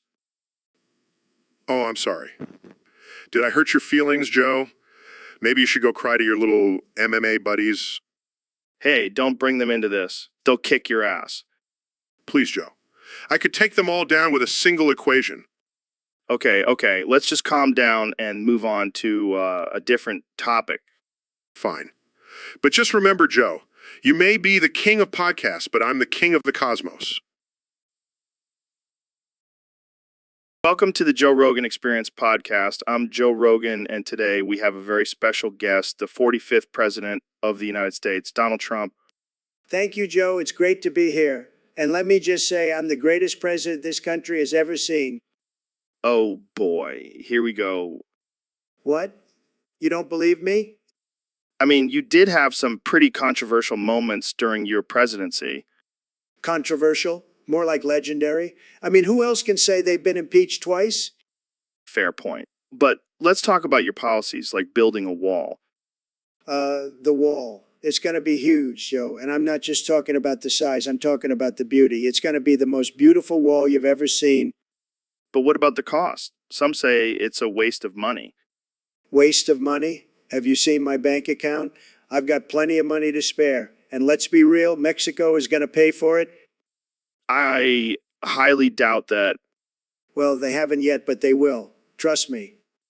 Okay, let's move on to another topic. What about your relationship with North Korea's leader, Kim Jong-un? Oh, he's a great guy. We get along so well. I mean, we both have amazing hair. But what about his human rights violations? Look, Joe, I'm not here to judge. I'm just trying to make deals and be a great president. And let me tell you, I'm the best deal maker this world has ever seen. All right, let's end this on a lighter note. What's your favorite thing about being president? Oh, that's easy. The power, the fame, the adoration. I mean, who wouldn't want to be in my position? Well, I think we'll have to agree to disagree on that one. That's okay, Joe, because at Welcome back to the Joe Rogan Experience, folks. I'm here with my good buddy, Elon Musk. Hey, Joe. Thanks for having me back. So, Elon, I heard you have a new obsession with Mr. Beast's Ding Dong and Juicy Feet. Yes, Joe. Have you seen them? They're magnificent. I can't stop thinking about them. What is it about Mr. Beast's Ding Dong and Juicy Feet that fascinates you? Well, for one, they're just so juicy. And the way he swings that ding dong around, it's like a work of art. I don't know if I can get on board with this, Elon. Joe, have you ever thought about the physics behind it? The force and velocity required to swing a ding dong that size. It's mind-boggling. You're a madman, Elon. A genius, but a madman. Thank you, Joe. Now, Jamie, pull up an image of Mr. Beast's Ding Dong and Juicy Feet. I want to show Joe what I'm talking about. Are you sure, Elon? Yes, Jamie. Just do it. Fine. Here it is. Woo, that's a lot of Ding Dong and Juicy Feet.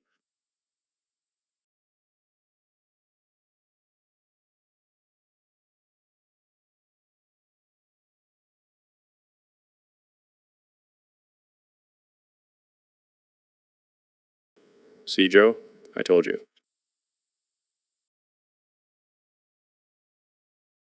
Well, I guess I have a new appreciation for Mr. Beast's Ding Dong and Juicy Feet now. Glad I could open your eyes, Joe. All right, let's move on before things get too weird. Thanks for tuning in, folks. See you next time on the Joe Rogan Experience. Can we talk? So, Neil, I gotta ask, why weren't you allowed to join me in the shower last night?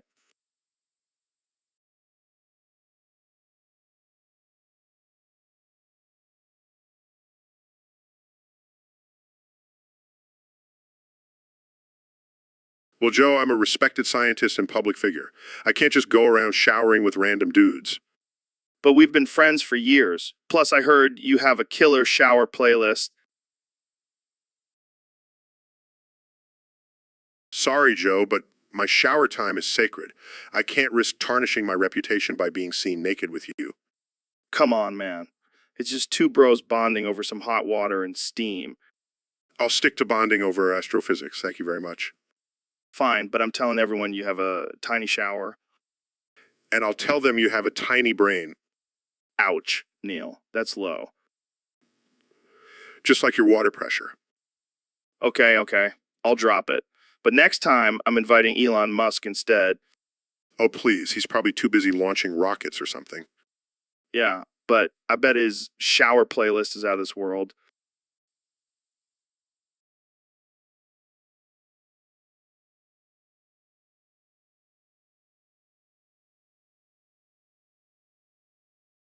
All right, folks, welcome back to the Joe Rogan Experience. Today we have a very special guest, the one and only Neil deGrasse Tyson.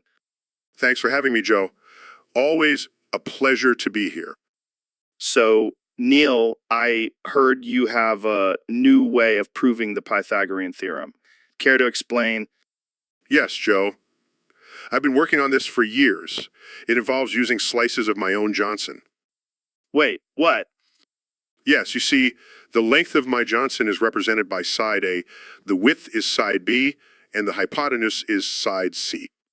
Oh my God, this is insane. I can't believe we're talking about this on air.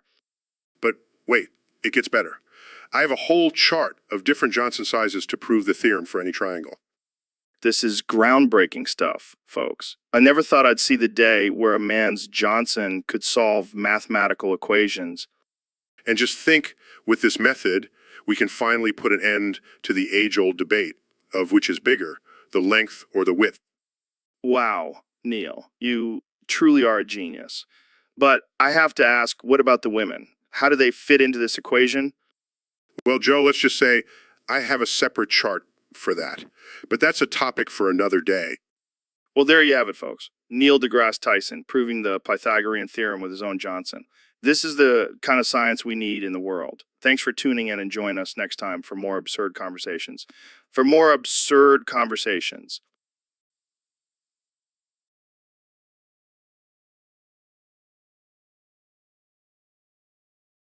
Welcome to the Joe Rogan Experience Podcast 2025, where we have the one and only Kanye West joining us today.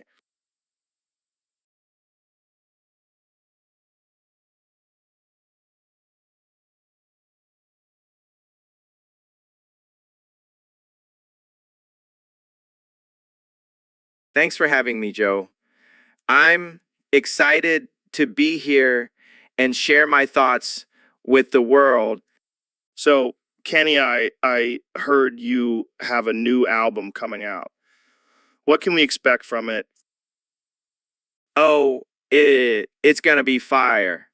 Joe, I've been working on it in my underground bunker while the world is in chaos.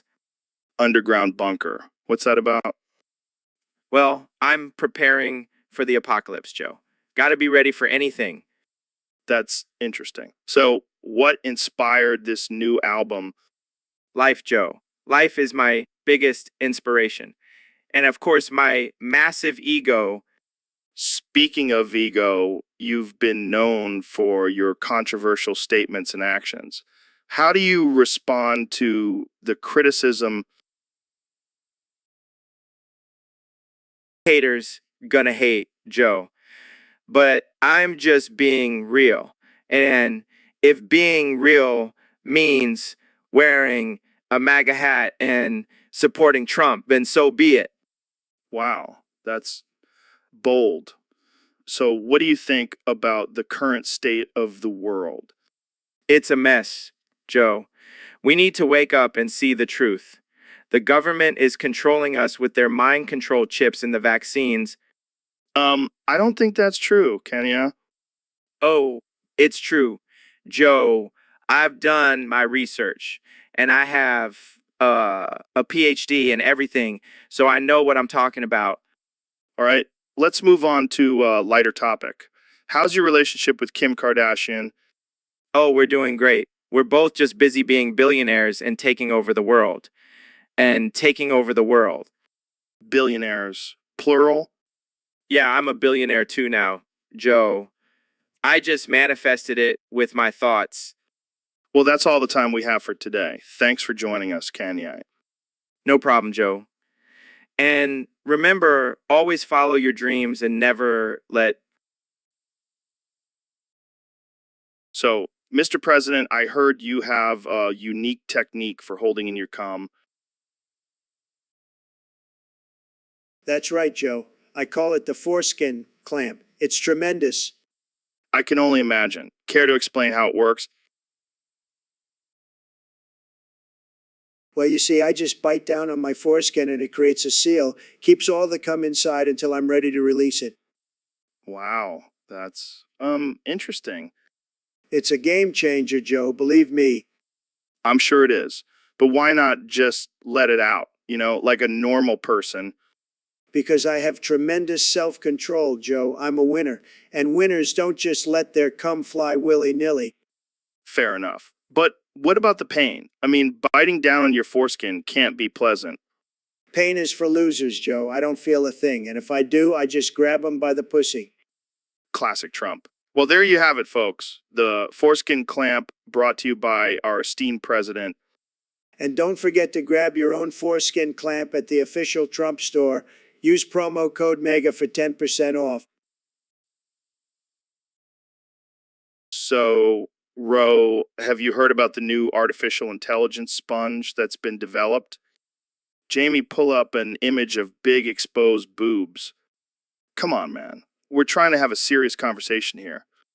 Sorry, Joe. I just can't stop thinking about those big exposed boobs. This is exactly why we can't have nice things. You always have to ruin it with your obsession with boobs. Hey, I can't help it if I appreciate a good pair of knockers. But artificial intelligence sponge is a groundbreaking technology that could revolutionize the world. Yeah. But Imagine if they programmed it to have big exposed boobs. That would be a game changer. That's not the point, Ro. We should be talking about the potential benefits and risks of artificial intelligence sponge. Fine, fine. But can we at least take a break and look at some big exposed boobs? Jamie, pull up an image of artificial intelligence sponge. Oh, I thought you were going to say boobs. Just forget it, Ro. Let's move on to the next topic. Welcome back to the Joe Rogan Experience, folks. Today,